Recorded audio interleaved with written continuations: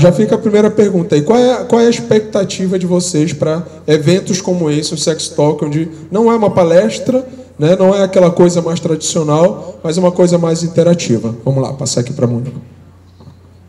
Boa noite.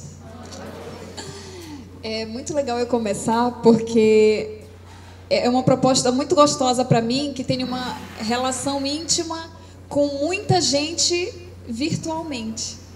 E vai ser o primeiro momento de ter essa conversa íntima aqui, ó, todo mundo do lado. Depois, gente, eu aceito abraços carinhosos, tá? Eu gosto. Todo mundo diz, ai, doutora, eu queria tanto te encontrar. Pô, me encontra na rua, fala comigo, me dá um abraço. Ninguém quer abraçar, todo mundo quer falar à distância, né? Então, acho que é gostoso porque vocês conseguiram pular uma barreira muito grande, que é da timidez, da vergonha, do preconceito. Então, tem muita gente que tem receio ainda, infelizmente, de participar de eventos que envolvam a palavra sexo, porque é como se tivesse junto disso a ideia do pecaminoso, do proibido, do sujo, do vergonhoso. E parabéns para vocês que derrubaram esse muro e estão aqui com a gente hoje. E no final eu aceito abraços sinceros, tá? Boa noite. Eu gosto dessa forma mais descontraída, porque a gente já... O sexo, ele já vem com tabu, né? Quando você fala a palavra sexo, já... Então, assim, quando você traz um assunto assim, para a gente bater papo mesmo, para conversar, inclusive a gente quer a interação de vocês, assim, aqui não cabe vergonha, assim, porque é algo que todo mundo faz, é bom, é saudável, faz parte da vida da gente. Se nós estamos aqui é porque alguém transou. Entendeu? Entendeu? Então, assim, essa quebra de tabu, para mim, é o principal objetivo enquanto empresária do ramo. Boa noite a todos. É um prazer para mim estar aqui, né, pelo convite da Thelma, uma amiga querida, que, enfim, eu disse para ela, Thelma, o que a gente vai conversar lá são praticamente todas as nossas conversas que a gente tem na nossa intimidade, né, em vários espaços. E principalmente conhecer a doutora Mônica também, uma pessoa também muito querida, que eu escutava falar, que eu via na internet, agora estou vendo pessoalmente. Vou dar um abraço nela, conforme ela pediu. E estar com vocês aqui é muito interessante também, né? Porque eu vinha pensando, né? Poxa, do lado de duas profissionais, duas mulheres assim, tão para frente, que trabalham com alguma coisa que eu trabalho também, só que de um modo muito diferente, né? E eu acho que é importante exatamente esclarecer para vocês o que um psicanalista está fazendo aqui. Né? Porque o psicanalista, talvez, às vezes, a gente tenha uma visão um pouco caricata dele, né? Que, enfim, já ouvi tantas coisas por aí, mas saibam vocês que o que eu trabalho no meu dia a dia há muitos anos é com o campo da sexualidade. Então, tem tudo a ver isso aqui, né? Nós três estamos falando de uma mesma coisa, que é da sexualidade, embora cada uma vai trazer sua experiência, vocês também que vão conversar com a gente vão poder trazer as experiências de vocês. E, assim, o modo como a gente organizou, eu pensei em trazer para o nosso debate, para a nossa conversa, alguma questão histórica sobre a sexualidade na humanidade, né? E a relação que a psicanálise tem com isso. Se a gente for parar para pensar na história da sexualidade na humanidade, a gente tem que lembrar que, durante muito tempo, a sexualidade servia exclusivamente para a reprodução humana. O sexo, ele era permitido para que um casal, dentro da lógica da moral, de vários discursos fundados em dogmas ou em tabus, que a sexualidade fosse exclusivamente para que nós pudéssemos nos reproduzir, né? Então, imagina o que é você viver sobre muitos anos sobre essa lógica. E se livrar disso, o que seria se livrar disso, né? Eu diria para vocês que hoje, no século XXI, muita coisa mudou, com certeza. Acredito que hoje nós não podemos dizer que o sexo serve exclusivamente para a reprodução humana, embora alguns discursos um pouco mais radicais ainda defendam essa posição. Mas eu poderia dizer para vocês que a psicanálise ela nasceu num período exatamente de muitas transformações sociais pelo mundo afora. E essa foi a grande oportunidade que o Freud, né, tão conhecido Freud, que algumas pessoas já chegaram a comentar comigo: ah, Rose, esse Freud é um tarado, ele só quer falar de sexo. E imagina, né, porque se você for conhecer um pouco mais da história dele, o Freud, ele era um judeu, né, de família ortodoxa, que eu acho que transou bem menos do que nós todos juntos na vida, né? Assim, ele foi casado com a Marta, teve muitos filhos. Dentro da concepção de vida deles, eles nem preservativo podiam usar. Então, todas as transas que eles tiveram com Marta fértil e ele também, nasceram muitos filhos. Mas, mesmo assim, esse cara de uma família conservadora, vivendo em Viena, uma sociedade moralista, né, onde existiam muitos tabus em relação à sexualidade, ele conseguiu ter muitas sacadas interessantes ao campo da sexualidade. A começar pelo conceito, né, que a Thelma falou uma coisa que eu achei curiosa, né? Se todo mundo está aqui para falar sobre sexo, é porque, de algum modo, todo mundo transa, ou já transou, enfim, ou já teve alguma experiência. E eu diria até algo a mais do que essa ideia. Até as pessoas que não estão transando nesse exato momento de sua vida estão no campo da sexualidade. E eu acho que é isso que é importante a gente parar para ampliar um pouco esse conceito, né? Porque ele é muito maior do que a transa entre 2 ou 3 ou 4 parceiros. Sexualidade, do ponto de vista da psicanálise, ela é vida, né? É um conceito absolutamente ligado à vida, ao campo do desejo, aquilo que nos move, aquilo que fez você sair da sua cama hoje, apesar do teu cansaço, apesar de repente, alguma vontade de ficar ali encolhido e reservado na tua. Mas se você saiu da cama para enfrentar o dia a dia, é porque você está movido por energia sexual, né? Então, essa é uma primeira grande sacada que o Freud trouxe para a nossa concepção de sexualidade, porque com isso ele está dizendo para as pessoas da época: ei, nós somos absolutamente seres sexuais, reproduzindo ou não. E aí o Freud, ele foi perseguido pelos nazistas, né? Foi expulso de Viena, teve que se exilar em Paris, teve 4 irmãs mortas no fronte de guerra, teve seus livros queimados nas fogueiras nazistas, porque imagina, um judeu falando de sexualidade naquela época.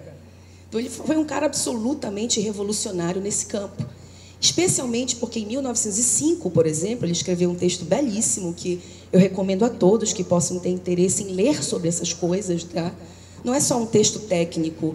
Assim, um leitor que queira saber sobre a sexualidade, é um texto belíssimo que chama-se Os 3 Ensaios sobre a Sexualidade, e que nessa época o Freud ousou dizer: crianças possuem sexualidade. E isso foi uma grande revolução, porque as pessoas não admitiam essa afirmação. As pessoas estavam dizendo que o Freud estava tirando do mundo infantil, por exemplo, a ingenuidade, a doçura, né? Que ele estava dizendo, então, que as crianças não eram seres angelicais, né? Preservados do ponto de vista da sexualidade. E para nós psicanalistas, uma cena sexual, sabe qual é? É uma cena cotidiana de uma mãe, por exemplo, amamentando seu bebê. Essa é uma cena sexual. E não existe nada de imoral ou de amoral, né? Ou de depravado nessa cena que representa absolutamente a vida de todos nós, né? Que em algum momento nós tivemos, digamos, essa intimidade, ou de dar a mama a um bebê, ou de mamar no seio de nossas mães, ou de nossas amas de leite. Então, ele revolucionou a ponto de dizer que a sexualidade não se resume ao ato da transa. Tudo aquilo que movimenta o humano, do ponto de vista da energia que o conduz adiante, é o campo da sexualidade. Esse gesto é sexual entre nós. Então, estamos aqui no campo da sexualidade. Cheguei até a comentar com o Tobias e disse assim: caramba, eu só vou mesmo porque é uma causa muito importante, porque é pela Thelma, porque assim, eu estou um pouco cansada, eu estou um pouco gripada, enfim, a minha voz está meio esquisita, mas assim, isso é um gesto sexual, o fato da gente estar vindo aqui falar sobre isso. Existe um autor muito interessante que também nos ajuda a pensar a questão da sexualidade, que é o Foucault, né? Filósofo, historiador francês, e ele tem textos belíssimos sobre o campo da sexualidade, e ele tem uma compreensão que eu gostaria também de colocar aqui para o nosso debate, para saber o que vocês pensam também sobre isso, né? Que eu acho que a lógica é essa, a gente trocar ideias. E o Foucault diz o seguinte: durante a história toda da humanidade, sempre foi necessário reprimir a sexualidade. Porque, do contrário, os poderosos, o Estado, o governo, o patriarcado, a família, os mestres, os senhores, eles teriam perdido o controle sobre o humano. Então, em nome do controle, é necessário, é esperado que o humano reprima a sua sexualidade. Eu tenho certeza absoluta que cada um de nós aqui, de um modo muito particular ou diferente, em algum momento reprimiu a sua sexualidade. Isso faz parte, parece, da nossa vida cultural, faz parte do ordenamento social.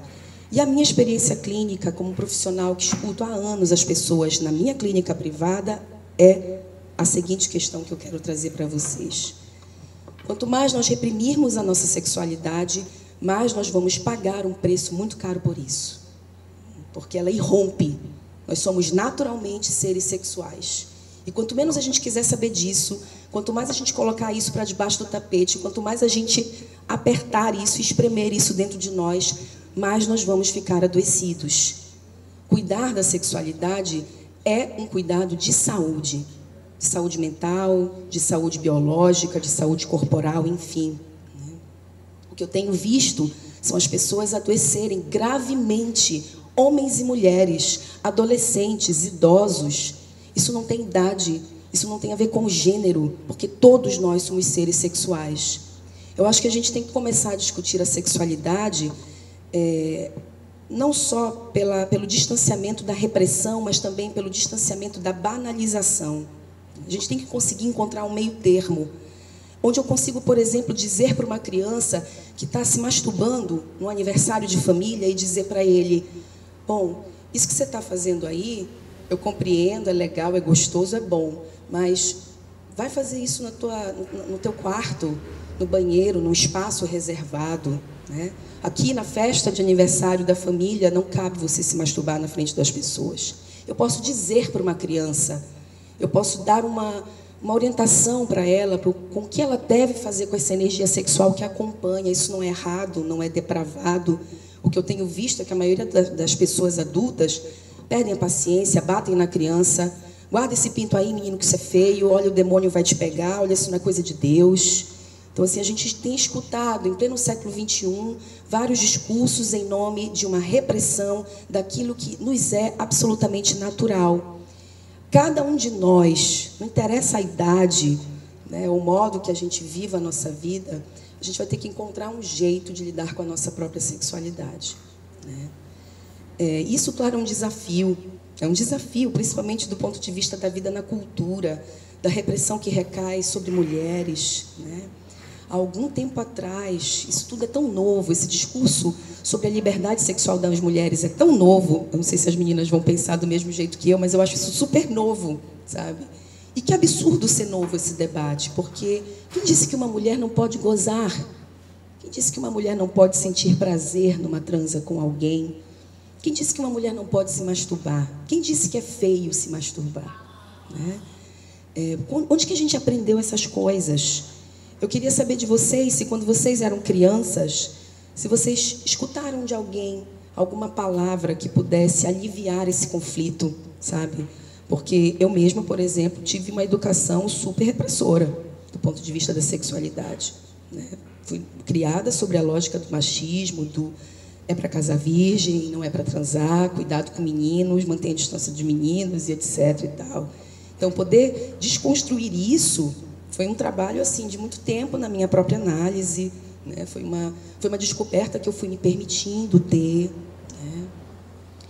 E eu queria saber de vocês. Eu acho que uma primeira pergunta que eu gostaria de lançar para todos é: o que é sexualidade para vocês? Eu posso começar respondendo? Posso começar respondendo? Por que, Thelma? Era legal. E um dia a minha mãe me viu tocando no clitóris.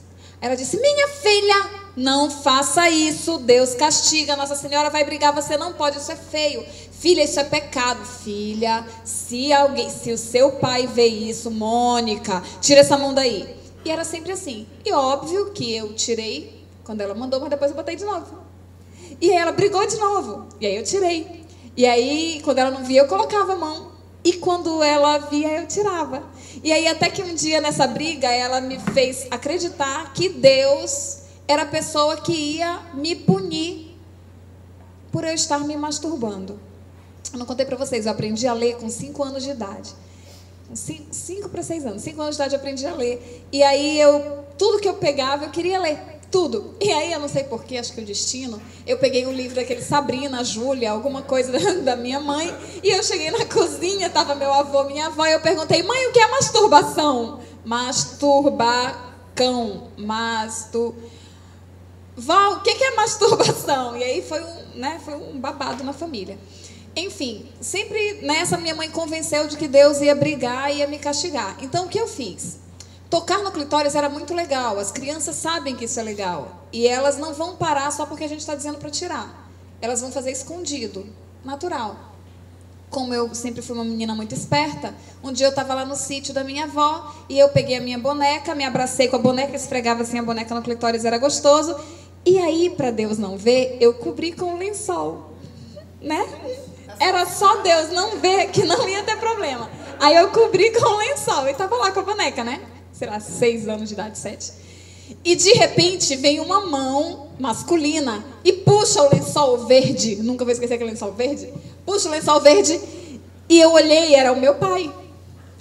E aí o meu pai me olhou e disse, Mônica, eu vou chamar tua mãe. Aí o papai não soube lidar com aquilo, foi muito engraçado. E aí depois o papai foi lá, chamou a mamãe, aí a mamãe veio, aí nós primos reunidos, a mamãe me chamou assim, perto da janela, e tinha primo na janela que eu vi, e tinha primo dentro da piscina olhando também, e, enfim, a minha mãe me expôs de uma forma desnecessária. E foi super constrangedor. Mas assim, eu percebi no meio daquilo tudo que ninguém tinha uma resposta convincente do porquê eu não poder tocar. E aí ela sempre vinha com o argumento máximo, que talvez para ela funcionasse, de que Deus castigava, mas eu perguntava, por que Deus castiga? Deus não dá livre-arbítrio? Então por que eu toco? Então Deus deixou. Então por que Ele quer castigar se Ele disse que eu posso fazer? Né? Para uma criança de 7 anos, 6, 7 anos, é muito... Então nunca ninguém conseguiu me convencer daquilo. E enfim, a gente vai crescendo, vem os traumas, a gente vai estudando, vai compreendendo, vai rompendo, mas a minha história de trazer a educação sexual, e me preocupo muito com as crianças, foi baseado muito nessa experiência que eu tive, nessa tentativa de repressão, né? Nessa tentativa de não fazer isso e na exposição que eu sofri. Isso para mim marcou bastante. E logo depois eu tive um conflito familiar muito grande. Eu tinha, sei lá, acho que 9, 10 anos de idade, e um primo de 17, enfim, um primo mais velho, eu tinha ido para casa da minha tia, e o meu primo me pega na cozinha da titia e me olha e diz assim, chupa. Eu era uma criança, meu primo um adolescente. E aí, imagina, ele baixa a calça e diz, chupa. E aí? Como é que a gente reage nessa história toda? Eu fiz um escândalo, né? Gritei assim, vou chupar porra nenhuma! E saí gritando na casa, feito uma louca, e chamei a minha mãe, chamei minha tia, chamei todo mundo. E assim, gente, são questões que acontecem o tempo todo. Em todas as famílias. Isso não acontece só comigo, não aconteceu só na minha vida, não aconteceu só na minha família, acontece o tempo todo, em todos os lugares. E aí, essas e outras mais experiências que a gente vai acumulando, vai me dando a certeza de que, no final de tudo, ninguém está preparado para lidar com isso. Ninguém sabe lidar com a sexualidade. Ninguém sabe lidar com as dúvidas, ninguém sabe lidar com o que fazer a partir daquela dúvida, ninguém sabe lidar com nada. E alguém precisa começar a fazer alguma coisa. E daí, na universidade, eu fui para os livros de fisiologia humana, e fui estudar, e Guyton e tudo mais, e eu fiquei muito indignada um dia, lembro que eu estava procurando sobre o ciclo da resposta sexual humana, e no principal livro de fisiologia, que, sabe, foi o alicerce de toda a minha carreira acadêmica, meia página estava falando sobre o ciclo da resposta sexual humana. Quer dizer, o romance dos meus pais, né, o que fez eu existir, aquela história toda, se resumia a meia página do Guyton, principal tratado de fisiologia humana. Então, assim, ninguém fala sobre sexo. E o sexo é indispensável para a continuidade da espécie. Não existe ainda uma outra forma de a gente existir que não seja através do sexo. E por que ninguém fala de sexo? E por que se reprime a sexualidade da criança? Por que não se orienta? Por que adolescentes tentam impor seus desejos sexuais sobre crianças? Por que as pessoas estupram? Por que tem pedofilia? Por que acontece tudo isso? Porque a gente não é educado. Ninguém prepara a gente para nada. E quando tentam preparar, são eventos tão privados e com um vocabulário tão denso e tão difícil que você tem que se esforçar de uma forma sobre-humana para compreender 3 palavras que eles estão tentando te contar. E aí, gente, fazer difícil, fazer denso, fazer complexo, não vai ajudar. Não vai ajudar porque quem compõe a massa social não são os grandes pensadores, não são os grandes filósofos, não são os grandes seres, são as pessoas comuns. E a gente tem que encontrar uma forma de acessar essas pessoas comuns para levar a informação para essas pessoas comuns de uma forma que elas possam compreender. E aí todo mundo diz, mas e aí, como é que você lidou, como é que ficou essa questão lá do abuso do teu primo, né? Nossa, um pedófilo, né? Eu era uma criança, eu tinha 9, 10 anos de idade. Gente, ele era tão ignorante quanto qualquer um outro na minha família. E eu tenho certeza que se ele tivesse recebido a educação sexual que ele merecia, ele ia compreender que ele não tem o direito de impor o desejo dele, a vontade dele sobre qualquer outro indivíduo. Seja a prima de 9 anos, seja a namorada de 19, 16, ou da idade que ele tinha na época. Então é muito fácil a gente criticar, é muito fácil a gente apontar. Entendam, não estou com isso defendendo. Eu estou convidando vocês a ter um outro olhar sobre as pessoas que cometem crimes sexuais, que muitos deles podem estar sofrendo de carência de educação sexual, tanto quanto nós sofremos. No Instagram eu recebo diariamente centenas de perguntas, comentários e histórias e tudo isso. E me chamou muita atenção um comentário que eu recebi no Dia dos Namorados. Um pai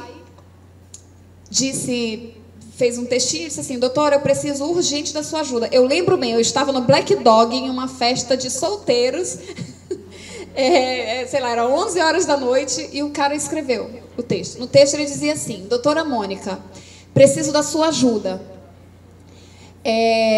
Eu peguei a minha esposa na cama. Não, doutora Mônica, preciso da sua ajuda. Uma criança de 9 anos pode engravidar uma mulher? Assim começou a conversa. Uma criança de 9 anos de idade, um homem de 9 anos, pode engravidar uma mulher? E aí eu respondi, pode, a partir dos 9 anos, já tem produção de espermatozoide, já pode fecundar, não quer dizer com isso que já esteja preparado, para aquele textinho que a gente aprende, né? E aí ele disse: doutora, eu não sei o que fazer. Eu peguei a minha esposa com o meu filho de 9 anos na cama. E eu falei para mim, e o meu filho me disse que ele falou para ela que estava doendo. E ela não entendeu, doutora. Ela continuou mesmo assim. A esposa dele é madrasta da criança, tá? Aí vem a parte que mais me desesperou, ainda não contei para vocês. Foi a 3ª mensagem. Ele disse: doutora, eu amo muito a minha esposa e eu estou muito preocupado. Será que meu filho engravidou minha mulher? Vocês percebem como é complicado? É esse tipo de questionamento, uma pessoa que tem acesso à internet, tem acesso a redes sociais, tem uma vida social ativa, tanto que vai seguindo até chegar em mim, a pessoa já rastreou um monte de coisa, né? Então, percebam como nós somos carentes de educação. nós somos carentes de educação. Eu acho que a gente nunca teve tanta informação na nossa vida. Informação a gente é bombardeado o tempo todo. Se você escrever a palavra sexo, vai vir tudo que você possa imaginar. Vídeo, texto, artigo, tudo, foto, tudo. Então, essa carência de educação sexual foi essa dificuldade na minha família em lidar com a minha educação sobre masturbação, sobre conhecer meu corpo. Ai, gente, eu adoro quando chega o chopp. Esse aqui tá quente. Obrigada. Então, foi essa dificuldade da minha família em me orientar com relação à masturbação. Foi esse caso do abuso sexual que eu sofri do meu primo mais velho. São casos como esses de consultório. Uma vez uma paciente disse, na ficha de avaliação, a gente sempre pergunta como iniciou a vida sexual e tal, e ela tinha iniciado a vida sexual aos 9 anos de idade com o irmão mais velho. Gente, esse relato de iniciar a vida sexual com o irmão mais velho aqui em Belém é muito comum. Eu estou aqui há 10 anos, eu já atendi 3 pacientes que disseram isso. 3 pessoas que foram parar no meu consultório. Então, se vai parar no meu consultório, com certeza a amostra é muito maior. Então, percebam, a gente não está sabendo lidar com nada.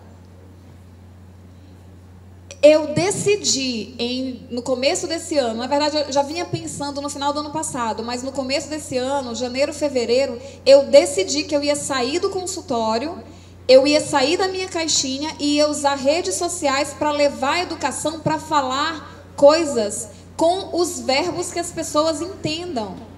Eu tenho que falar, eu tenho que ser acessível, eu tenho que falar tudo sem papas na língua, porque alguém tem que falar a verdade e urgente.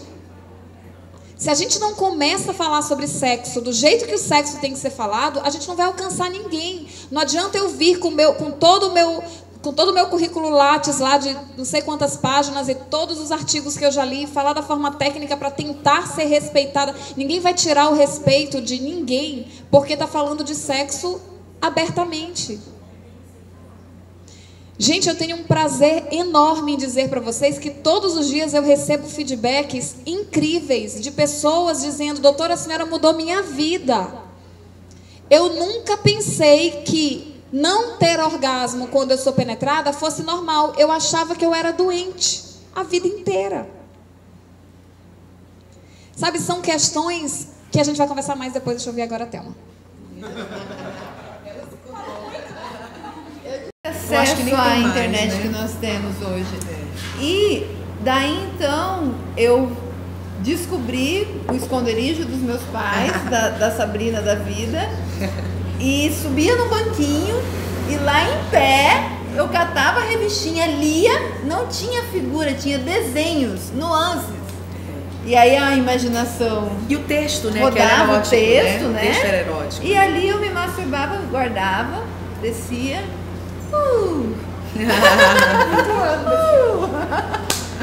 Não sabia o que era, acho que até hoje meus pais não sabem, vão saber agora. Mãe, beijo. Mãe. E é isso. Na minha área, eu não tenho essa filosofia que as meninas têm, que veio daí para descobrir e falar sobre sexualidade. Foi uma coisa bem comercial mesmo. Eu trabalhava já com lingerie e tal, e a gente começou, vamos introduzir o sex shop na loja e tal, vamos. Hoje, eu vejo com a experiência da loja, eu não quero vender só o produto, a prótese, o gel, porque a carência, como as meninas falam, é tão grande do que chega na loja, e eu até trouxe uma amiga minha ali, a Eve, que vai também falar de uma experiência de como é a revenda porta a porta, entendeu? Pra gente ver o quanto as pessoas, além de vergonha, medo, é um pavor de entrar dentro de um sex shop, de ser visto de ser entrando. visto, o que vão pensar? Em Belém é uma cidade pequena, todo mundo se conhece. Meu Deus, né? Meu Deus, um cliente meu me viu entrando no sex shop. Exatamente. Exatamente. Exatamente. existe uma questão masculina do homem entrar no sex shop, porque eu estou comprando, porque as pessoas pensam que o sex shop é só venda de pica, desculpa o termo, mas bem popular. O Marco, inclusive, quando a gente começou a namorar... A melhor foi uma vez que a Thelma disse pra mim assim, as pessoas têm... Parece que quando elas vão entrar no sex shop vai ser um monte de mulher no chão. Vai dar todo mundo. Ele falou assim, até eu te conhecer, eu tinha vontade, mas nunca tinha ido porque eu tinha medo das pessoas acharem que eu era gay. É uma preocupação em dar satisfação da vida sexual para o outro, né? Então, assim, hoje o que eu quero é exatamente isso. É colocar as pessoas, principalmente as mulheres, porque as mulheres não sabem o que é o corpo delas. A gente não se conhece. Eu me descubro todos os dias, tão diferente dos homens, cara. E não tem por que a gente não se tocar, não tem por que a gente não se descobrir, entendeu? Não buscar informação sobre isso. E daí foi com isso que eu pensei, eu não quero mais vender produto, eu quero vender experiência. E experiência principalmente para as mulheres. Liberdade. Liberdade, acima de tudo. Exato. Entendeu? E eu gostei da pergunta, o que é sexualidade para vocês? Quem quer falar sobre isso? Quer falar? Posso apontar então? Democraticamente, né? Não, mas então eu vou começar, a gente já deu os preâmbulos iniciais, né? Traz tua esposa, bicho. Aí, olha, se liga na frase, né? Aí ele falou assim, não vai dar para ela ir porque ela vai estar trabalhando até 8 horas da noite e amanhã tem um evento cedo e ela precisa mesmo. Aí eu disse assim, bora ver até onde vai isso, né? Seria bom para ela mesmo que ela precisa mesmo. Eu disse, e para ti? Aí ele saiu da conversa. Vocês estão entendendo? Né? Então eu queria saber o que é que vocês veem dessa forma, né? Porque isso é normal, né? A gente tá, infelizmente é normal, né? O porquê isso acontece? Na verdade, vocês já trataram sobre isso. É uma questão de educação, de cultura e tudo mais. Mas, mesmo tendo todo esse acesso que a Mônica estava falando, a informação, né, acesso de fato, né, e mesmo no século XXI a educação está bem, e como a Rose falou, o porquê ainda te passa isso com pessoas que eu particularmente não tenho paciência, entendeu? Mas por que as pessoas ainda pensam dessa forma, mesmo tendo esse acesso todo? Cara, todo mundo é livre para fazer o que bem quiser com seus orifícios. Então, todo mundo é livre para acreditar naquilo que quer acreditar. Eu acredito que o maior problema é quando você tenta fingir para você mesmo. Porque, assim, fingir para o outro, tu sabes que ele sabe qual é o problema dele, né? Só que ele não vai dizer para ti que ele tem um problema. Ele vai dizer para ti que ele é o fodão. Quem tem problema é o outro. Quem tem problema é a mulher dele. Quem tem limitações é a mulher dele. Quem tem limitações é o amigo dele. Quem tem limitações és tu que está falando com ele. Porque ele é o foda da parada, entendeu? Com ele ninguém mexe. Então, assim, o problema é quando a pessoa mente para ela. Porque, assim, quem mente para os outros, escondidinho vai lá no sex shop, escondidinho tenta uma coisa diferente, escondidinho, entendeu? Legal, ninguém precisa sair por aí anunciando. Atenção, luzes, câmera, eu vou me masturbar hoje à noite. Tá? Eu vou me masturbar hoje à noite. Ninguém precisa anunciar, né? Mas quando você mente para si, cara, aí tá pegando. É onde começam aqueles traumas que são mais difíceis de a gente arrancar. Eu sempre falei para os meus amigos que não tem nada mais triste, na minha concepção, do que uma pessoa de mente fechada. A pessoa de mente fechada, ela se priva de tanta coisa bacana. Sabe aquela pessoa que diz, olha, vamos fazer vai ter um evento lá, o sexo... Sei tudo de sexo. Preciso disso não. Pra que eu vou lá? Eu já sei, né? Pra que eu vou? Eu já sei. Vai ter uma psicanalista lá falando, sei tudo, já li todos os livros de Freud, já sei tudo disso. Pra que eu vou ver? Eu conheço tudo de Freud, BFF, Freud. Né? Então, é muito perigoso quando as pessoas mentem pra si. E aí, essas pessoas acabam, infelizmente, perdendo grandes oportunidades.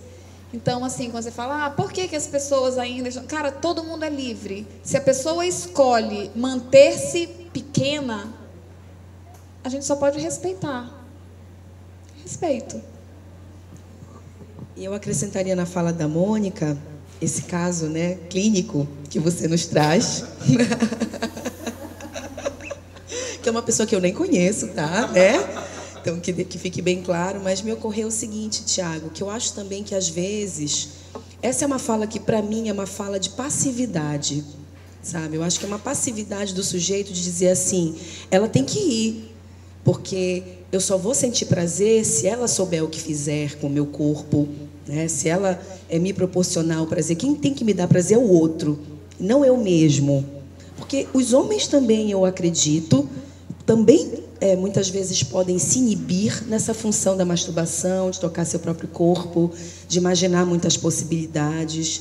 Então, eu concordo plenamente com a Mônica, acho que é uma posição de se colocar, olha, eu sei, ela que não sabe, ela que tem que ir. Mas também acho que, de repente, no fundo, isso pode estar anunciando uma posição de passividade, de, bom, é bom que ela vá, porque eu só vou conseguir ter prazer se ela me proporcionar isso, né? Eu não vejo problema nenhum. Eu acho que no campo da fantasia sexual, isso é muito discutido no campo da psicanálise. Todos nós temos posições passivas e ativas, e nós flutuamos entre essas posições, né? Às vezes as pessoas me perguntam, Rose, mas é patológico uma pessoa que me pede, me bate para eu ter prazer? Eu digo, não vejo isso pela lógica do patos, né? do adoecimento psíquico. Eu acho que adoecimento psíquico é quando a gente está muito rígido numa só posição, sabe? Isso, para mim, me indica sinal de que tem algum sofrimento aí nessa posição do sujeito, do ponto de vista da sua satisfação sexual. Mas eu acho que transitar nessas posições de atividade e passividade é muito interessante. É interessante que eu possa chegar com o meu parceiro ou com uma parceira e dizer, me faz sentir prazer. Vem, você que manda, você que vai conduzir tudo, vamos lá, eu estou à mercê do que você quiser. Interessante. Mas, de repente, numa outra situação, eu digo, não, vamos eu e você decidir o que a gente vai fazer aqui. Ou então, numa outra situação, eu digo, Thelma, vem cá, vai ser do jeito que eu quero, vamos lá? Vem comigo. Né? Então, eu acho que interessante a possibilidade de flutuar nessas situações. Essa fala que o conhecido do Tiago nos diz, a mim me remete a uma posição de passividade. É ela que é responsável pelo meu prazer, então é bom que ela vá.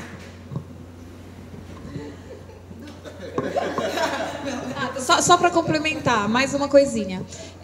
Sobre esse comportamento do esperar do outro, é algo que eu sempre que eu posso falo. O quanto as mulheres entregam a responsabilidade do seu prazer no colo do coleguinha, né? Ou da sua parceira. É tão perigoso quando a gente tira a responsabilidade da gente e joga para o outro. Aí vem, sei lá, eu recebo muitos comentários de porque, olha, Mônica, meu marido não me dá orgasmo nenhum. Não consigo ter orgasmo com meu marido. Olha, meu marido no sex shop também, né? Então, assim, eu digo, seguinte, Flor, não é dele a responsabilidade, não, é tua, tá? Então, se você não tem orgasmos com ele, o problema é teu, não é um problema dele. Se você não tem orgasmos quando estimula o clitóris, o problema é teu. Se tu não consegues ter prazer na relação anal, o problema é teu. Então, tudo que envolve prazer, a responsabilidade é nossa. O meu prazer é uma responsabilidade inteiramente minha. Eu não posso transferir para o outro e esperar do outro que ele faça isso, que ele faça aquilo ou que ele faça assado. Eu tenho que saber como me convém, eu tenho que saber como me agrada, eu tenho que saber o que eu espero e eu vou dividir com ele as minhas preferências. A partir do momento que eu divido as preferências com o meu par é também livre para obedecer a preferências minhas ou não. O meu parceiro adora fazer sexo anal. Eu não quero fazer sexo anal. E aí, como é que a gente resolve? Se eu não quero, eu não dou. Agora, se ele insiste muito, e ele quer muito, e eu naquele dia, porque era lua cheia, e eu tava, tá bom, bora ver. E eu me permito, é outra história. Mas eu não posso me sentir obrigada a ceder o meu esfíncter anal externo só para agradar o outro. Gente, isso não cabe. Não está na moda. Não é assim. Não tenho que agradar em tudo. Eu não tenho que me sentir obrigada a fazer as coisas para agradar o outro. E eu acredito que a gente, mulher, hoje, está vivendo um problema, uma calamidade pública. A gente saiu de um abismo de desinformação, de preconceito, de repressão, e hoje a gente está, sabe, nadando em um mar muito mais perigoso, que é o da caça obrigatória ao orgasmo e ao prazer. Como se nós tivéssemos a obrigação de ser feliz naquela fucking hora. Se eu não tenho orgasmo numa relação sexual, eu entro em parafuso, eu fico louca, eu começo a culpar Deus, o diabo e todo mundo. Gente, orgasmo é algo que acontece ou não. O prazer sexual tem que ser preservado e ele tem que estar em todas as relações. Prazer. O prazer do intercurso, o prazer da troca, o prazer do beijo, o prazer do abraço, o prazer do cheiro. O prazer que envolve a relação, sim, ele é obrigatório. Até porque não teria função nenhuma eu me submeter a uma relação sexual se eu não estou tendo prazer. O prazer é obrigatório. Agora, o orgasmo é um reflexo que pode acontecer ou não. E vamos começar a quebrar essa caça desesperada ao orgasmo, porque as pessoas começaram a criar uma ansiedade triste. Ele me convidou para transar. Será que eu vou gozar hoje? Será que eu não vou? Não tem cara de que vai fazer eu gozar. Será que vai dar certo? Será que eu vou gozar? Tirou minha roupa. Opa, tá bom. Será que eu vou gozar? Ixi, já tirou. Tá sexo oral bom. Sexo oral bom. Será que eu vou gozar com sexo oral? Não sei. Vai penetrar. Vai penetrar. Será que eu vou gozar? Gente, quem que relaxa desse jeito? Ninguém. E ainda, eu tenho um gancho.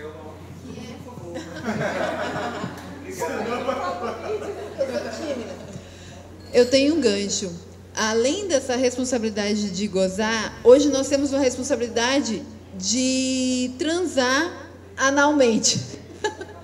Meu Deus do céu, de cada 10 pessoas que entram na loja, tá aqui as meninas que não me deixam mentir, 11 pedem. E as pessoas não pedem lubrificante anal, elas querem anestésico. Elas não querem sentir o sexo. Como é que pode isso? Como é que você vai para um sexo anal que você não vai sentir? Desculpa o termo, mas que porra de prazer você vai ter? Homens e mulheres.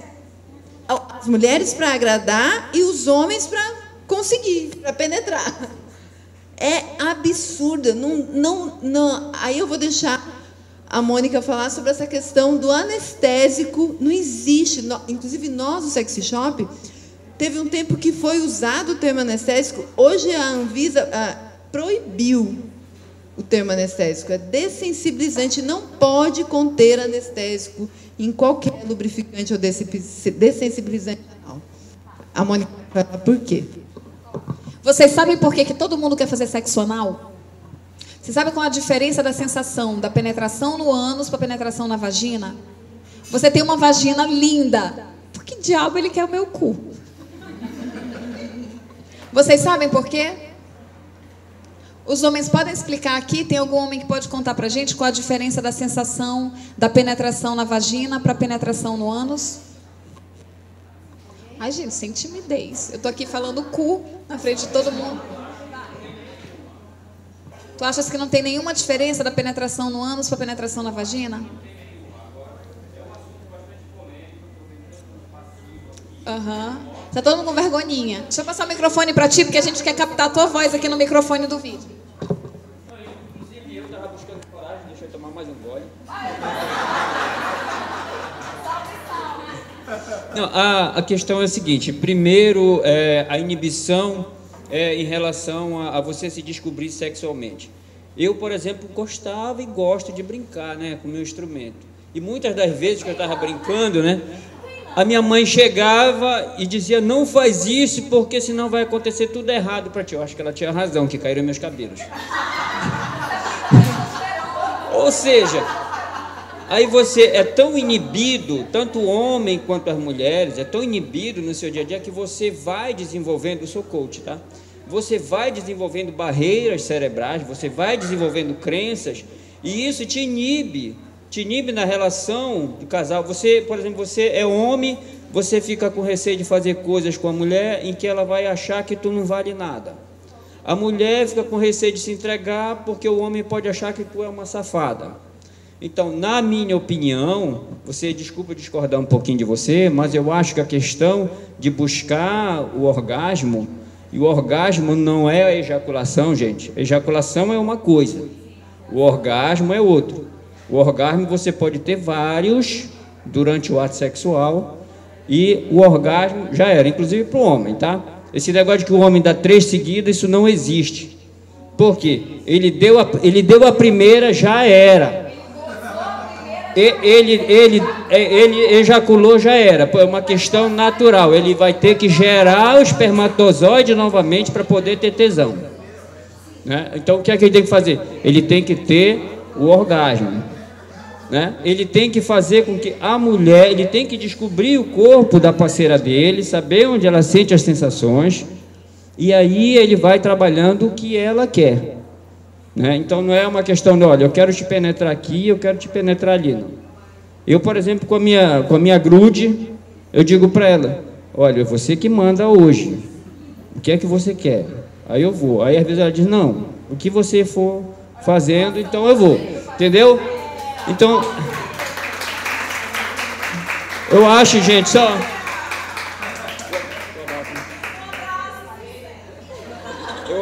só para concluir, a gente tem que buscar essa liberdade, cada um com seus parceiros, independentemente de qual é o seu sexo, qual é o seu parceiro, você descobrir com seu parceiro, com seu parceiro, o que é que ele gosta, o que é que ela gosta, e viajar nisso, gente. Viajar nisso. Eu tive agora essa semana a experiência de uma pessoa próxima de mim, né? Na verdade não sou eu, viu? É um primo meu mesmo. Se vocês tiverem dúvida, eu mostro aqui que funciona legal. E ele está tendo problema no relacionamento dele com a esposa, né? E eu fui conversar com ele, como era que estava a questão da sexualidade e tudo mais. E ele me disse que está há 1 ano com ejaculação precoce. Há 1 ano, né? Então eu disse, mano, eu sinto muito, cara. Tua esposa realmente está procurando outros meios, porque ela vai buscar isso com outros, né? Então te desinibe. Aí eu fui pegar um bocado de material que eu tenho, bora, tu vai estudar isso aqui, tu vai fazer esses exercícios e não sei o que mais. Eu estou ajudando ele lá. Mas eu não vou pegar no instrumento, olha.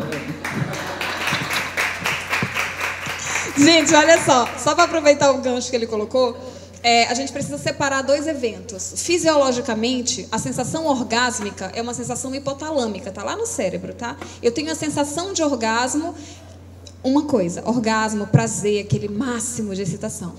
Outro evento que pode vir junto no homem é a ejaculação, que é projetar o sêmen à distância, é lançar aquela porra fora, tá? Então, aquele negócio que vai para fora, branco, que começa... Eu não entendo aquilo, desafio a lei da física, começa gosmento e depois fica líquido. Geralmente é o contrário, né? Sai, né? Sai quentinho e tal, era para ser líquido, depois ia ficando denso. Você já parou para pensar nisso, que essa porra é complicada? Enfim. Eu sou de humana. Tu é de humana. Sou de relações humanas. Então, gente, orgasmo é o prazer máximo da relação, que é uma sensação lá no cérebro, lá no hipotálamo. E ejaculação é projetar à distância o sêmen. No homem, orgasmo e ejaculação geralmente vêm juntos, mas é possível que o homem desenvolva, com técnicas, exercícios e tudo mais, ele desenvolva a capacidade de contração da base do pênis, bloqueando a uretra, e impede que a ejaculação saia. Então ele consegue ter a sensação de orgasmo sem ejacular. Então o homem que diz que dá 1, 2, 3, é possível sim. Agora é possível quando ele tem muito treino, não é todo mundo de qualquer jeito, tá? Os taoístas já falam sobre isso, Ah, claro, olha só, gente, bora lá. O canal vaginal, ele tem camadas musculares, tá? Eu passei 4 meses no Japão estudando as geishas. Foi tão legal. As geishas, elas desenvolvem... Na verdade, é uma técnica indiana chamada pompoarismo. Pompoarismo nasceu na Índia, mas ele foi difundido pelas prostitutas tailandesas e pelas geishas japonesas. O que é isso, o pompoarismo? É o controle voluntário sobre os músculos circunvaginais. Controle sobre os músculos da vagina.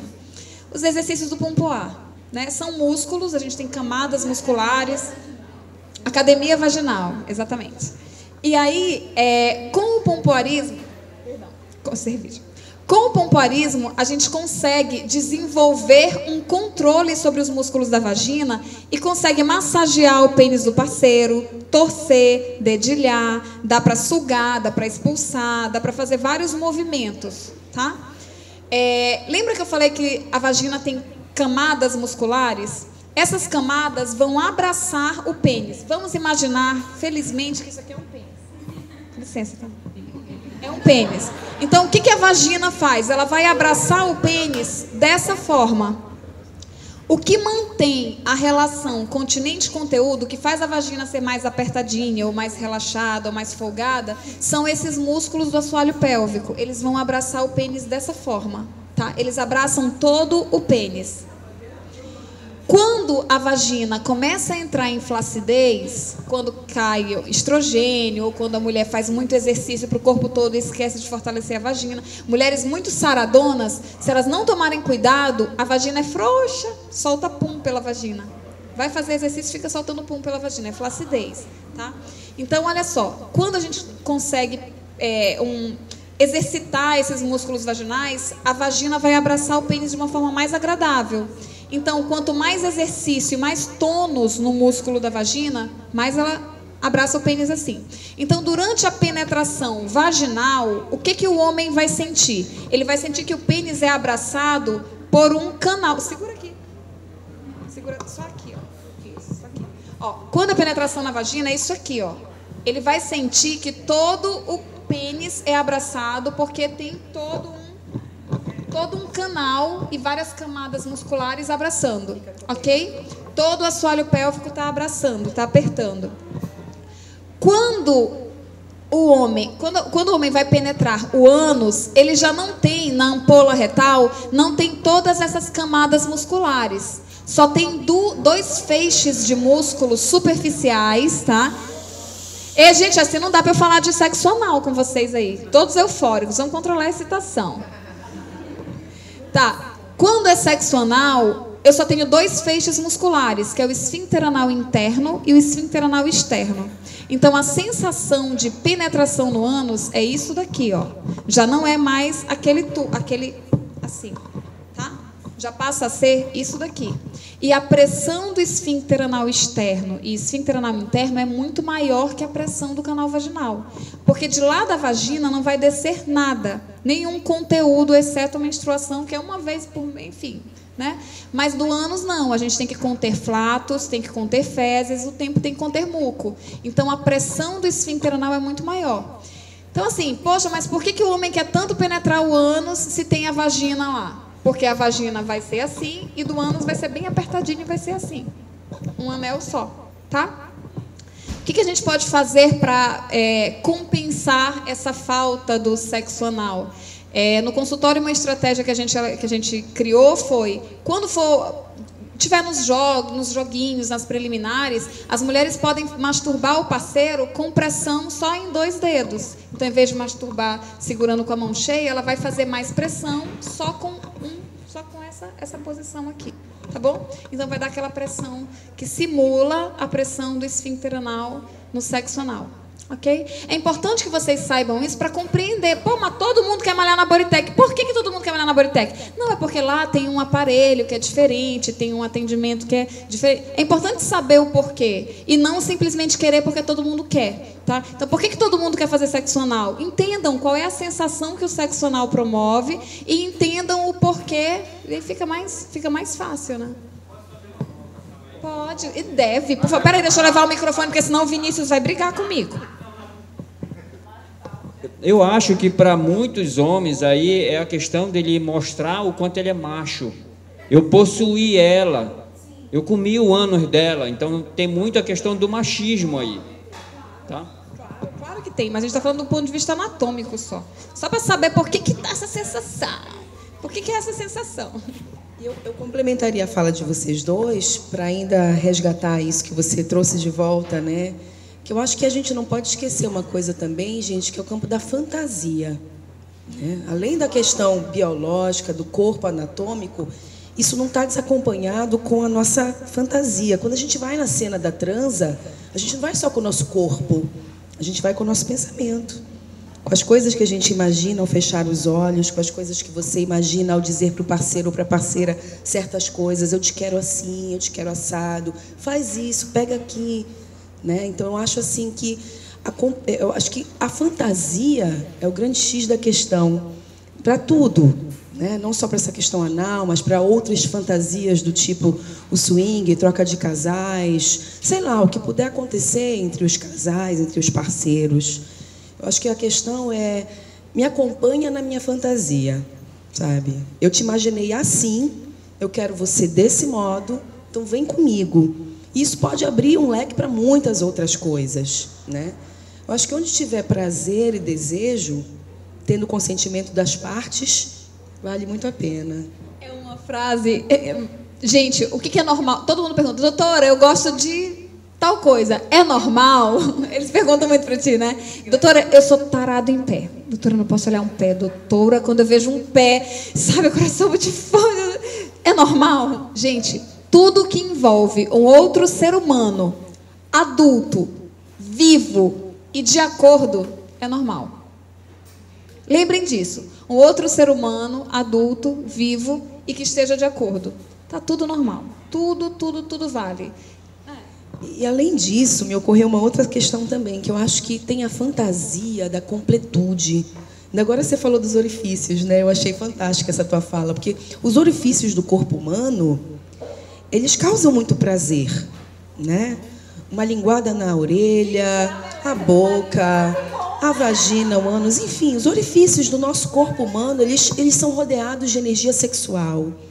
Então, a manipulação deles, o contato com eles, a possibilidade de eu conseguir preencher o orifício do outro, gente, isso é uma puta fantasia.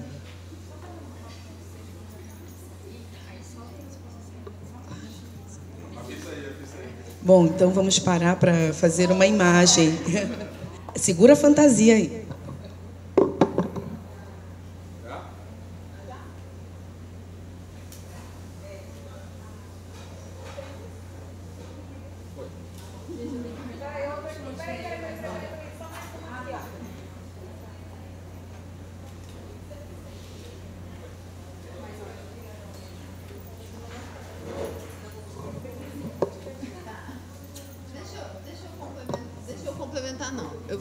Eu vou questionar. Essa questão, então, não sei quem vai poder me responder, mas deve ser uma dúvida de outros também. Essa questão do sexo anal, será que ele também não passa, como o Moya falou, no machismo, não só da submissão, entendeu? Até mesmo da posição em si de submissão, porque geralmente a posição mais desejada é a posição de 4, mas também nessa questão assim da valorização do bumbum, que, né, principalmente na nossa cultura brasileira, onde se prevalece essa coisa do bumbum, isso também colabora? Sim, claro. Totalmente, né? Tudo que envolve o proibido... Eu tenho um amigo que... adoro isso. Ele conta. Ele diz assim, Mônica, eu nem gosto do sexo anal em si. Eu me divirto com a gritaria. Quando eu digo, eu vou comer teu cu, ele sai correndo. Ele diz que o que mais empolga ele é a gritaria. Ele gosta da gritaria. Então, eu acho que tem um quê do proibido, tem o quê do mistério, tem o quê do, é a cereja do bolo, tem o quê do poder, né? Tem isso tudo, sexo é essa brincadeira, é esse jogo, né? Claro, tem o quê do machismo também, da dominação, da posição de 4, e que, olha só, quem quer fazer sexo anal, a posição de 4 é a pior, tá? É hard, tem que começar de ladinho, O ideal, de ladinho, o corpo está mais relaxado, você consegue ter mais controle com o movimento de quadril, você consegue controlar o quanto penetra, o quanto não penetra. Depois da posição de ladinho, a posição sentada, agachada, parceiro deitado, aí você vai sentar sobre o parceiro, você também vai controlando, aí pode usar muito força da perna para controlar o quanto penetra, e a top hard é a posição de 4. Então isso daí é importante vocês saberem, porque todo mundo fala em fazer sexo anal, ninguém para pensar qual é a posição mais confortável, e a maioria dos que começam no modo top hard, né? Que é começar de 4. Então vamos começar de ladinho. E eu acho que também, para complementar, né, tudo isso que a gente está colocando, tem também um aspecto, gente, que a gente não pode esquecer, tá? Que existem sujeitos, indivíduos, que o que faz eles gozarem é a dor. Não somente sentir a dor no seu próprio corpo, mas também causar a dor no outro. Essa é uma fantasia sexual muito comum. E que a gente não pode ter um olhar moral sobre isso. Ah, isso é errado, Rose. Isso é errado, né? Isso é exercício de poder sobre o outro. Bom, se tem consentimento, você quer me causar dor e eu quero sentir dor com você, selou. Eu acho que a lógica é o acordo, sabe? Eu não tenho como prender você, te machucar, enfim, fazer coisas que você também não diga, Rose, eu estou combinando com você, a gente vai fazer assim, beleza. Acho que talvez assim a gente tem que também olhar a fantasia sexual com um olhar menos moralista, sabe? Que de repente, num outro contexto fora da cena sexual, né, uma situação de violência entre o casal, uma outra situação. Agora, na cena do sexual, eu e você combinamos que vai ser assim, é consensual e não há nada mais próximo ao prazer do que a dor, tanto para quem sente quanto para quem causa. A questão que talvez a gente tenha ainda muito é a influência daquela sensação de a relação é apenas amorosa, é apenas com carinho. É gostoso transar com carinho, maravilhoso, mas também tem outras coisas em jogo. Tem o perigo, tem a dor, tem o carinho, tem o medo, né? Tem várias coisas, várias emoções no meio dessas coisas todas, né? Então, acho que a gente tem que abrir nosso leque de pensamento para lembrar que isso é humano e todos nós estamos nessa lógica. Quando a gente se... Eu tô com medo de pegar no microfone depois daquela... Fiquei com muito medo agora. O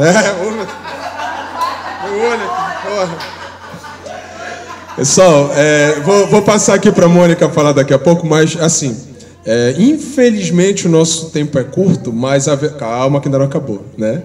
Ainda não acabou, ainda não foi precoce. Como é curto, eu preciso que vou liberar para as perguntas. Eu só preciso acertar uma regra, que sejam bem diretas. E se você fizer um comentário também seja bem direto, tá? E que as respostas também sejam para que a gente dê mais oportunidade para as pessoas falarem, tá bom? Quer fazer aquele comentário depois? Poxa, o quê? Lembra que eu falei da mente aberta? Antes, o mundo teve um divisor de águas, o mundo sadomasoquista teve um divisor de águas com a publicação de um livro chamado 50 Tons de Cinza. Até os 50 Tons de Cinza, todo mundo criticava, condenava e achava o fim, achava o ó, achava ridículo, Deus me livre, que coisa só de gente doente, isso é coisa de gente doente. Depois do livro, pronto, todo mundo vai atrás. Aquele divisor de pernas, né, é objeto de desejo de qualquer pessoa. Então, comecem a pensar na vida de vocês, comecem a repensar os desejos de vocês com um olhar sem filtro. Tirem todos os filtros, todos os preconceitos, tentem se entregar para as fantasias de uma forma plena, como se tudo fosse virar um filme em Hollywood depois. Porque 50 Tons de Cinza sempre tem fila gigantesca. Eu já desisti de assistir. Porra, tu quer ver a mulher apanhar? Que merda é essa? Né? Então, assim, todo mundo critica até que venha alguém e diga, olha, isso é legal. E as pessoas começam a mudar o seu entendimento e começam a se permitir. Então, por que a gente vai esperar alguém escrever um livro? Por que a gente vai esperar alguém lançar um filme? Por que a gente não se permite viver de tudo e extrair o que tem de mais legal de tudo que a gente conhece, de tudo que a gente experimentou, para daí, então, dizer, isso eu gosto ou isso eu não gosto?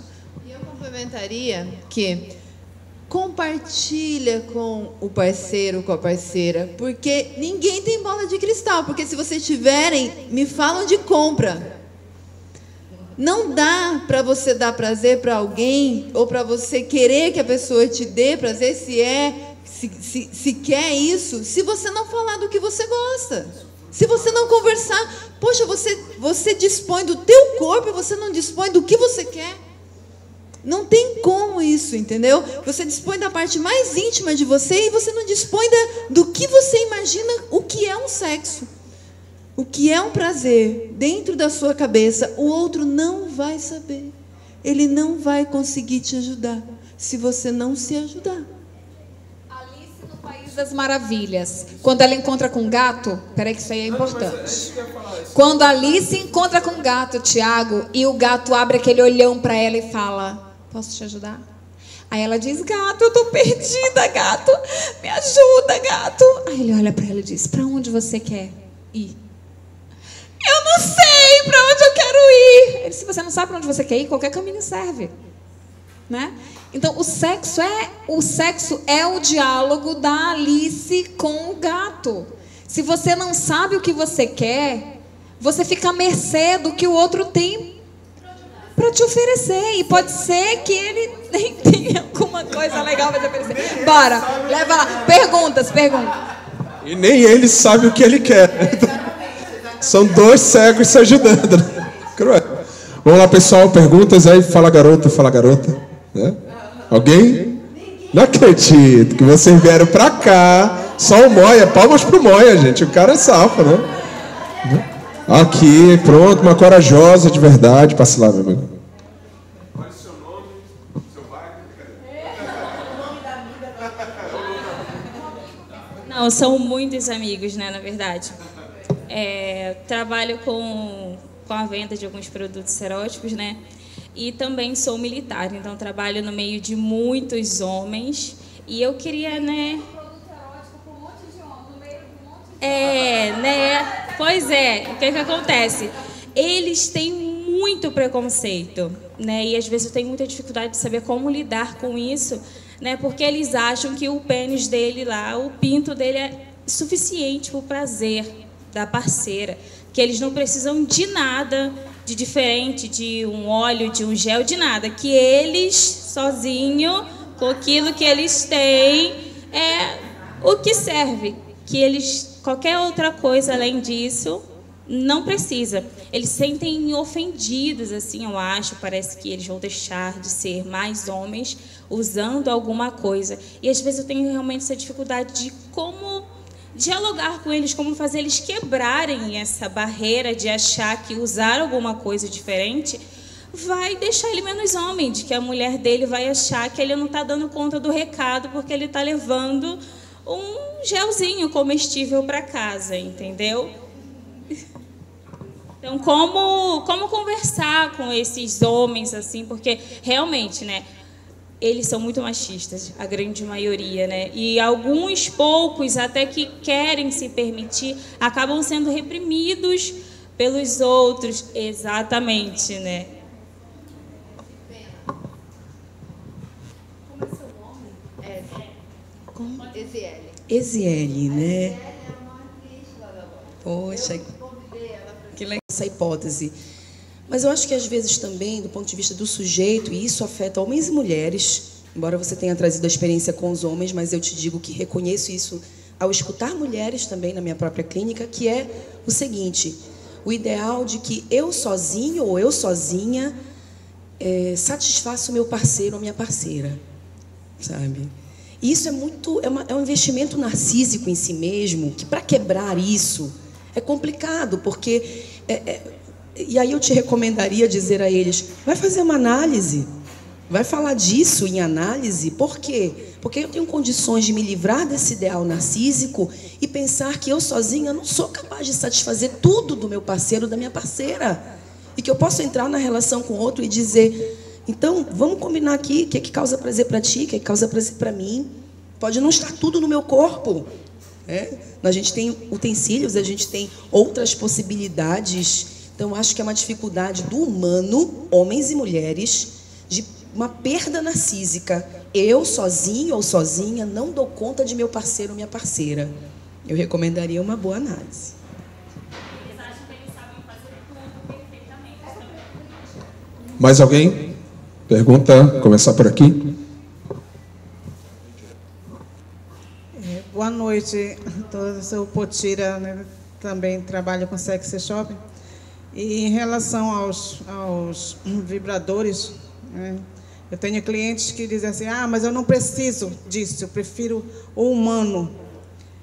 Eu digo a elas, né? Eu acho que estou respondendo certo, né? Você precisa se conhecer, você precisa se tocar, saber onde você sente prazer, né? Para o teu parceiro poder, né, te deixar tranquila. Né? Mas eu não gosto disso. Bem, eu tô falando para você se conhecer. Você não quer se permitir, se conhecer. Eu tenho muitas clientes que não gostam, né? Mas aí é isso, se conhecer. E elas vão lá procurar quais outros objetos, assim, né? Quem foi que levantou a mão? Quer responder isso aí? Todas as vezes que alguém disser, poxa, mas o vibrador, eu prefiro o homem, você vai concordar. Concordo contigo. Claro, nada substitui o peso de outro corpo em cima da gente. Né? Nada substitui. Mas o pênis dele não vai vibrar dentro de ti. É muito legal a sensação de estar vibrando lá dentro, né? Ele tem 5 funções, ele gira e ainda mexe só a cabecinha, ó. Então tu tens que usar, né?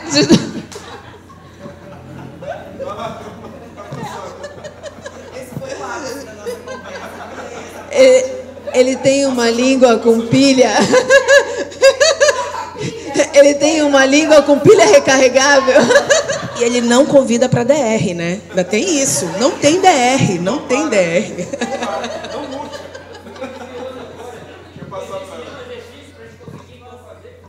Deixa eu passar aqui. E ele não murcha, hein? Esse é importante.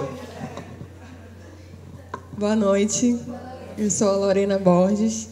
Eu queria saber como uma mulher chegar mais rápido no orgasmo. E como ela sabe que ela chegou no orgasmo. Porque muitas não sabem, né? Vou passar aqui. A forma mais fácil, rápida e certeira que a mulher tem de chegar ao orgasmo é explorando o próprio corpo. Não existe nenhum livro que vá descrever a sensação que tu vais experimentar quando tu começares a explorar o teu próprio corpo. A minha orientação é que tu faças isso livre de preocupação com o tempo, com pessoas, com técnica, com o que for. Começa a alimentar a tua mente de putaria. Tem que pensar em sacanagem. Se tu não alimentas a tua mente de sacanagem, não vai funcionar. Tá? E não funciona mesmo. A gente enfrenta hoje um problema gravíssimo, que é o problema com o consumo do pornô.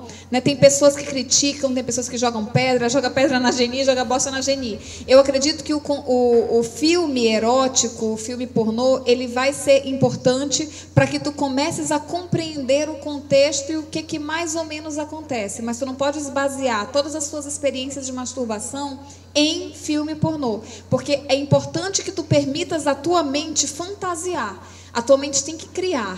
Então, quando tu começares a te estimular, tu vais lembrar do que tu já viste em algum momento, em algum filme, em alguma outra situação, e tu vais começar a te ver e te colocar vivendo alguma situação ou outras situações que sejam mais excitantes para ti. Seja sendo amarrada, seja com outras pessoas vendo, ou ninguém vendo, ou pisando em alguém, ou enfim, o céu é o limite. Tu és livre para fantasiar da forma que for. Nesse momento em que tu começas a fantasiar, o teu corpo vai responder de uma forma automática, porque se o teu cérebro pensa em sexo, ele manda uma mensagem para o resto do corpo, dizendo, olha, te prepara que vai acontecer. Nesse instante, brilhantemente, o coração começa a bater mais forte, a respiração fica mais ofegante. E aí o sangue vai aumentando o fluxo e vai mais volume sanguíneo para a região da pelve. Tu vais começar a perceber que a vagina vai ficar quente e vai ficar latejando. Esse calor e latejamento da vagina é sangue chegando para a região da pelve. Isso é excitação sexual. É a segunda etapa do ciclo da resposta sexual. E aí, excitada, tu vais perceber que essa pulsação vem cada vez mais forte e quando tu contrais a vagina, vagina, quando faz essa contração voluntária dos músculos da vagina, tem duas glândulazinhas chamadas glândulas de Bartolin. Elas vão começar a liberar uma secreção que vai lubrificar a vagina junto com o suor desses vasos. Lembra? Muito sangue, muito calor, muito latejamento. E aí começa a formar a lubrificação vaginal. A lubrificação vaginal vem junto com o momento em que o clitóris fica bem endurecido. Tu vai passar o dedo no clitóris na parte de fora e vai sentir que ele está bem duro. Quando o clitóris estiver bem endurecido, a cabeça do clitóris vai para fora, fica bem parecida com a cabeça do pênis. Muitas mulheres nem param para perceber que o clitóris fica endurecido. Nesse instante, se tu tocares no clitóris, na cabecinha dele, vai doer. Já percebeu que algumas vezes o sexo oral é legal e outras vezes o sexo oral dói? E a gente fica assim, ó, se ajeitando, e aí o parceiro pensa que tá abafando e vai chupar bem forte, você fica, tá doendo, né? Ou então você engole seca, né? Porque a glande do clitóris é exposta e todas as terminações nervosas, um monte, 4.000, o dobro das terminações nervosas do homem. E aí fica muito sensível. Nesse instante que está durinho, o que tu podes fazer? Tu vai fazer uma pinça com o polegar e o indicador e vai ficar deslizando o corpo do clitóris do jeito que o homem faz no pênis. Tu vais fazer isso no clitóris e vai deslizando e fazendo uma pressão para dentro e para baixo. Esse deslizamento do corpo do clitóris vai te levar ao máximo da excitação. A gente chama platô. É aquele momento em que tu sabe que vai gozar. Vem uma sensação muito forte, dá um blackout. Tu não vai enxergar, não vai ouvir. Se o cachorro abrir a porta aí, se alguém te pegar, tu não vai nem perceber que tem alguém ali. É o famoso branco ou o preto que dá na mente que você não percebe. Enquanto tu estiveres consciente, tu não chegou ao orgasmo. No momento do orgasmo, que vem logo depois desse platô, desse blackout que acontece, o coração vai bater de uma velocidade muito mais intensa do que estava na excitação e no platô. O teu corpo vai experimentar um relaxamento logo depois dessa descarga. E aí tu vais perceber que vai voltando aos poucos a tua percepção de mundo. É como se tu tivesse sido abduzida por extraterrestres e de repente eles te jogaram de volta, entendeu? E aí algumas mulheres podem experimentar... Veja a luz. Algumas mulheres podem experimentar uma sensação de tremor nas pernas, de cansaço, de vontade de dormir. Dependendo do teu estado psíquico, e aí, acredite, o teu estado psíquico vai dizer tudo. Você pode liberar hormônios que vão te deixar feliz, como endorfinas, por exemplo, ou tu podes liberar hormônios que vão te deixar deprimida, com um sentimento de remorso, de culpa. Tá? Muitas mulheres, quando elas têm uma educação sexual muito repressora, ou quando elas não conhecem muito bem o corpo, ou elas lidam de uma forma muito estranha. Tem mulheres que elas não se sentem merecedoras de prazer. A verdade é essa. Então, algumas vezes, essas mulheres que não se sentem merecedoras ou que têm uma educação sexual repressora, elas vão sentir angústia. E esse sentimento ruim, esse sentimento de remorso, de culpa, de tudo isso, vai te deixar meio down. Outras mulheres não, já bem resolvidas, elas vão sentir euforia. Elas vão sentir vontade de sorrir, vontade de gargalhar, ou vontade de, sei lá, ir para o espaço com outra pessoa interessante. Tá? Agora, a percepção da sensação do orgasmo é muito individual. E aí é só tu que vais conseguir definir. Nenhum Guyton, que é um livro que eu respeito muito, um tratado incrível de fisiologia humana, ele não vai descrever nunca. Porque eu nunca me encontrei lendo o Guyton, eu nunca me senti representada naquelas palavras. E nem o Freud vai conseguir definir daquela forma, e nenhuma outra pessoa vai conseguir definir o teu orgasmo da forma que tu experimentas. Só tu vais saber. E quando o orgasmo acontecer, tu vais saber. Puta que pariu, por que eu não fiz isso antes? E começa a enxergar as coisas com os olhos que eu trago, elas ficam frustradas. Poxa, tu não teve então tanta experiência. Já fizeste isso, Mônica? Não, nunca fiz. E aqui tal coisa, Mônica, tu já fizeste? Não, eu também nunca fiz isso, não. Ah, mas aquilo tu já fizeste, né, Mônica? Não, eu também nunca fiz isso, não. Porra, tu só sabe apertar e soltar periquita e todo mundo acha que tu é o caralho. Sim, eu só sei fazer isso mesmo, desculpa. É a fantasia. E assim, foi muito engraçado. Eu vivi um divisor de águas. O primeiro momento em que eu abri aquela caixinha do Instagram que diz, faça uma pergunta pra mim, né? E aí, gente, foi impressionante. As pessoas vieram com força, como diz o caboclo, né? vieram com força pra cima de mim. E eu pensei, cara, eu tô com medo de sair na rua. Eu acho que eu tô com medo. Eu tô com medo das pessoas. Pois as pessoas querem saber da minha vida. Aí começavam a perguntar de mim, tipo, doutora, no oral, você engole? Gente, o que é isso? O que é isso? Eu não quero mais brincar com vocês, não. Eu não quero mais brincar com ninguém. Ou então, tipo, doutora, sexóloga, solteira. Bora sair? Né? Como se eu fosse dizer, claro, vamos, agora eu tô pronta, pode passar aqui. Então, assim, foi engraçado porque no começo me deu medo, porque eu sempre fui aquela nerd que todo mundo jogava papel na primeira cadeira e, de repente, a mulher virou símbolo sexual, né? Todo mundo fantasiava com ela e eu tive medo. Aí, depois, eu comecei a entender, e isso foi a maior lição que veio para mim, eu comecei a entender que as pessoas não tinham curiosidade sobre mim. E que quando elas vinham com perguntas sobre a minha vida pessoal, elas, na realidade, estavam falando sobre elas. E aí, quando eu entendi que a curiosidade delas era uma máscara do que elas tinham vontade de saber se era normal, né? Eu comecei a levar com mais naturalidade ainda. Então, eu me sinto muito feliz e muito honrada em dizer que as redes sociais, elas me possibilitam levar o entendimento de sexualidade de uma forma leve, de uma forma natural. E eu uso sempre o exemplo para educar. Tudo que eu falo, tudo que eu conto, principalmente o que eles perguntam diretamente sobre mim, eu levo a verdade sobre mim. Porque eu acredito que quando eu falo a minha experiência, eu estou me colocando como humana. Eu estou me colocando no mesmo plano que tu estás te colocando. E eu não tenho por que me privar de responder, não, isso é pessoal, isso eu não vou falar, não. Eu não sou diferente de vocês, eu não sou diferente de ninguém. Eu levo o pé na bunda, como todo mundo, eu sofro, né?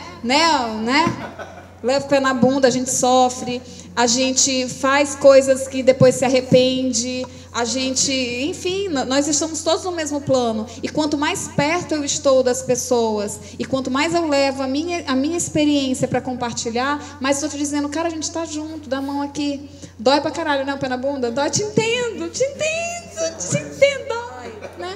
E aí a gente resolve. Então, pouco a pouco, as perguntas foram deixando de ser agressivas, porque eu passei por esse momento de serem perguntas. Pô, como é que alguém vai e pergunta, doutora, no oral você engole? É muito abuso, né? Enfim. E aí a gente vai saindo dessa fase da curiosidade sobre a Mônica e entra na curiosidade sobre o contexto sexual. E hoje eu estou no melhor momento da minha vida, estou vivendo o melhor momento da minha carreira, que é poder dividir o que eu acredito. Eu acredito que a educação sexual, ela transforma uma sociedade. E decidir sair do consultório para levar educação gratuita para as redes sociais não é altruísmo da minha parte, é egoísmo, tá? Porque eu quero ver pessoas felizes. Eu não quero encontrar com pessoas irritadas na fila do supermercado. Eu não quero ver pessoas irritadas buzinando no trânsito. Quanto mais educação sexual eu levo, mais as pessoas ficam felizes ao meu redor. E eu verdadeiramente me sinto grata ao universo por poder trazer felicidade para a vida das pessoas. Eu acho que eu nasci para isso, para mim isso é muito natural, e quanto mais eu puder ajudar pessoas a ser felizes, a se encontrarem como indivíduos, melhor. Obrigada.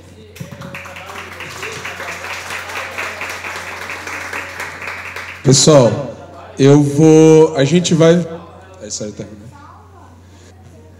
Bom, eu quero... Agora chegou ao fim. Infelizmente, né? Mas já gozei, né? Foi rápido, podia ser múltiplo, né? Mas vamos tentar dar a segunda agora, né? Como é que vai ser? Eu vou terminar, fazer os agradecimentos finais, mas aí eu vou exatamente depois desses agradecimentos finais, vocês vão ter condições de ter contato, né, com as nossas 3 palestrantes, abraços sinceros, beijos e tudo mais. Então, é um orgulho imenso para mim trazê-las. Tá? Agradeço, fazer os agradecimentos finais aqui, né? Agradeço a Matapi Market, que teve essa ideia, né? Nos procurou para colocar isso para a comunidade. Agradeço a Elephant, né? Eu com o Thiago falando da Elephant por permitir, mesmo com um pouco de receio às vezes, né? Mas permitiu, porque acredita, né? Acredita nessa bandeira. Quero agradecer também a Sim Comunicação, né? Que também apoia a causa, né? E quero fazer um agradecimento super especial às 3 superpoderosas, né? As meninas superpoderosas, darkzeiras, né? E aí, falando sobre as marcas, aí eu queria as palmas, né? A Thelma, da Ela É Moda Íntima e Sex Shop. Agradecer a psicanalista, a doutora Rose Torres, né, por estar aqui. A doutora Mônica Moura, né, nossa super fisioterapeuta. Obrigado. E falar como homem e em nome da Elephant, realmente esse encontro, Sex Talk, toda essa palestra, esse talk foi realmente foda, né? Beleza? Com muito prazer. Pessoal, e vocês foram demais. Só quero deixar uma coisa bem assim, um fato. Nenhuma palestra até hoje, todo mundo ficou até o final, somente essa. Então essa aqui foi fantástica. Muito obrigado. Vai ter um sorteio agora, tá? Vai ter um sorteio agora, mas muito obrigado, meninas, de coração mesmo. Vamos fazer um monte de foto, hashtag Elephant República, Sex Talk, né? E vão pra frente, abracem, beijem e tirem fotos, tá bom? Valeu! Tá, desculpa, né? Abracem e beijo Marcos também, né?